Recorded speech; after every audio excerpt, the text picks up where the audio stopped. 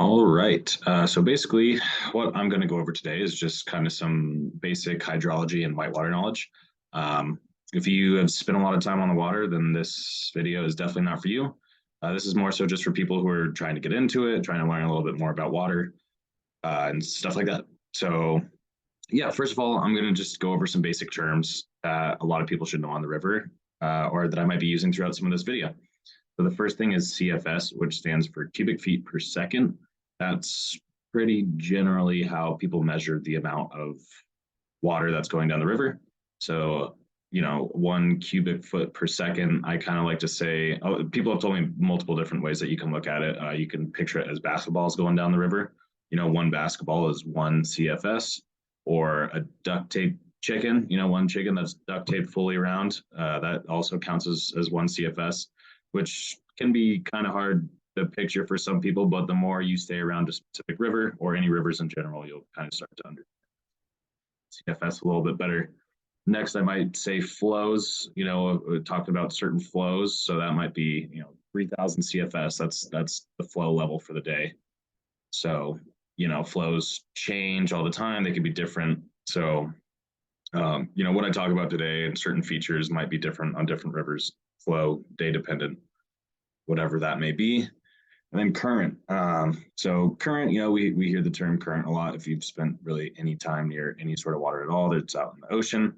It's on rivers. It's basically just the movement of water from one location to another.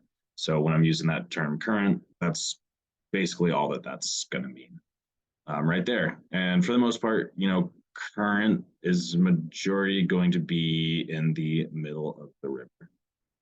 But let's start looking at what you might see out there on the water. So here you go. Should be a little whiteboard that you got right here.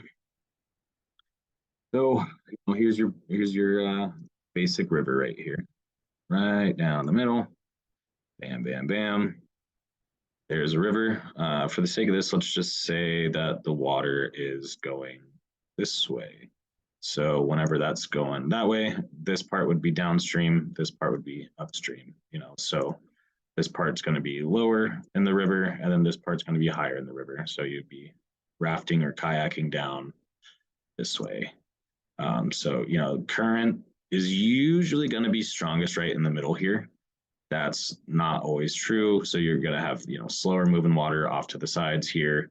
It's going to be, for the most part, the deepest, strongest current kind of going down right here in the middle of the river. Certain different things could affect that for sure. You could have obstacles. You could have, pretty much anything. Say, let's just throw a big old square rock right there. So that's going to push a lot of the current over this way, and then so your strongest currents are going to be right in this area. All right. Cool. So now that we got current down, we can start talking about a couple of different other things that you might see there. So for the most part, that's great right there. You see a river that's straight. It's not much going on there. But say you have a bend in the river. So that happens quite a bit. It's going to turn off this way. There's a bend. So, you'd say that most of the current's still in the middle. It's actually going to tend, when you have a bend, the current's always going to be on the outside of the bend. So, a lot of it's going to get pushed over here. It can be maybe a little bit's coming off this wall here, but it's all getting pushed over here, a lot of current, and then it's bouncing off this wall.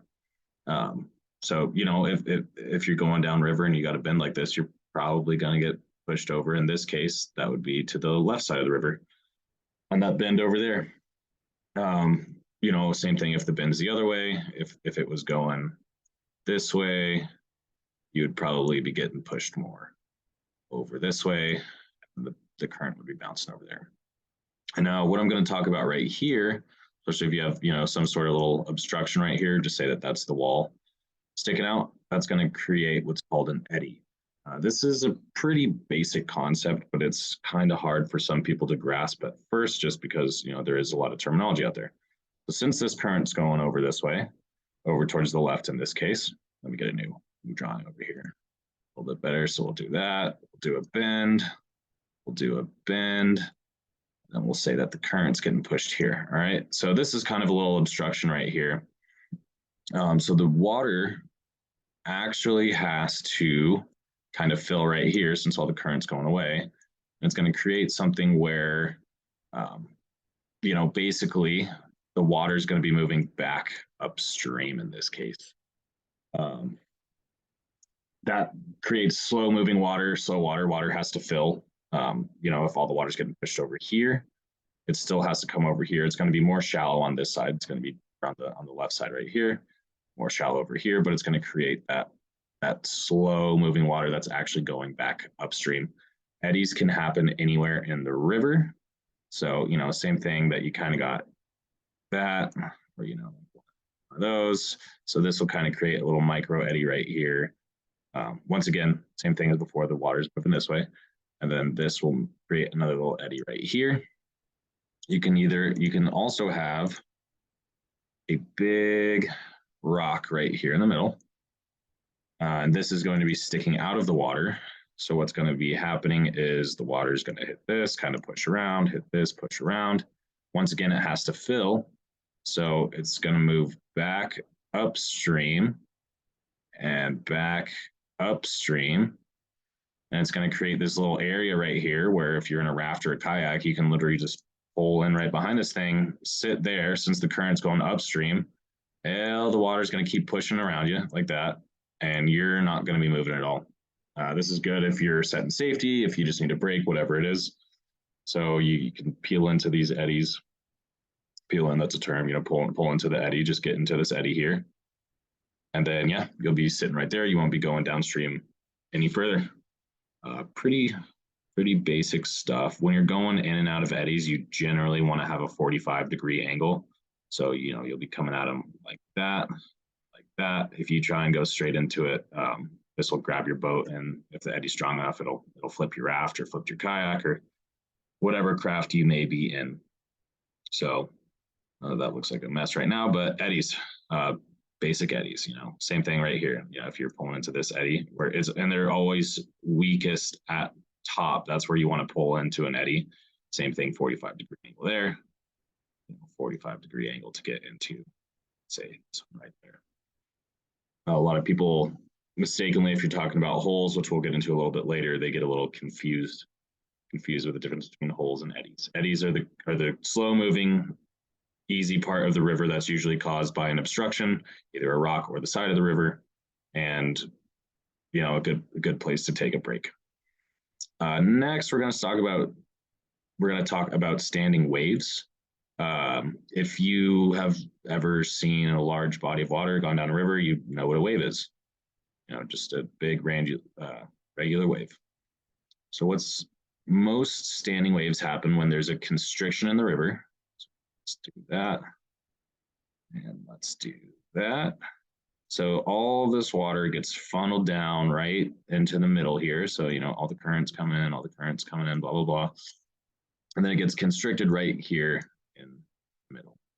Okay, and then once the river widens back out over here, all of that pressure, that energy, it basically turns into, you can get multiple standing waves right here. So like a wave there, we'll call that a wave, and then maybe like another wave behind it. It can create multiple waves.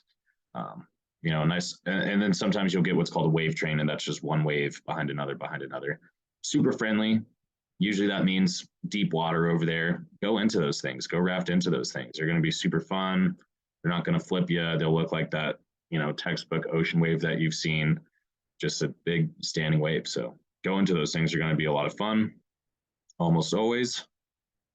But just keep an eye out for other obstacles. As I was talking about earlier, when I was kind of talking about eddies, people sometimes confuse the words for eddies and holes, or they'll call an eddy a hole.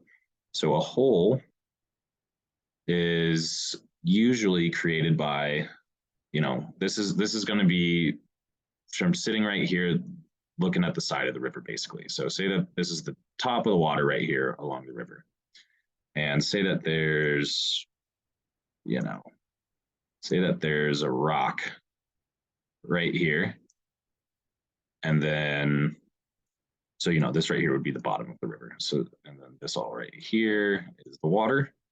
So this water is going to go over this rock and kind of back down like this. And so what that's going to do is create what's called a hole. So, all this water is going to be coming down and it's going to hit the bottom and then kind of start to come back up like that. And then once again, kind of like an eddy, water has to fill. So fill, fill, and it's going to create this thing that's called a hole. And some of this water that's coming down here is pushing off the bottom too, going up that way, going out that way.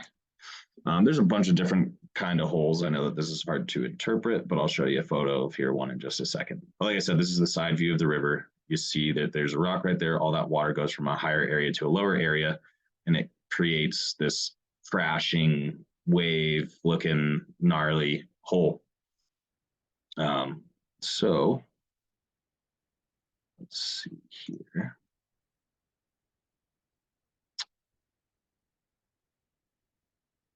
Okay. So this right here is what's called, I know it's a little difficult to see, but this is called a frowning hole right here. So there's a couple of different kind of holes. Frowning holes are not very good. So the left side of the photo here, where all that water is, that's going to be upstream. And then the water's traveling, to the lower bottom right side of the photo there. So, you can see that the hole, this is river wide, first of all, which means that it goes along the entire river. So, if you go and punch this in the middle and you don't pop out, it's going to hold you for a really long time. And basically that means you're not going downstream. This is going to be crashing. This foam pile is going to be crashing back on top of you, and you might be stuck in there for a little while. So frowning holes are not great things to look at. Not depending on if you're a beginning boater, you don't want to go into these things. A smiling hole would be the exact opposite, and these parts of the edge of the wave right here would actually be, further downstream. You could hit that, and then you're more likely, the edges are the weakest, so it's going to pop you out over at the edges. You don't want to be in the middle. Something to be messed with. But that's just a little bit of information. That's some few stuff that I want to kind of share with you about the knowledge of whitewater. And these next, this is one of 5 videos I'm going to make. The next videos, I'm actually going to take you out, show you photos on rivers that I'm familiar with. And we're going to take a little bit of knowledge that we learned today and expand on those and figure out how to actually use those in a whitewater situation. All right. Hope that this was a little helpful for you guys. If you've got any questions, just leave some comments for me. Let me know what you got some issues on, and I'll try and answer those for you.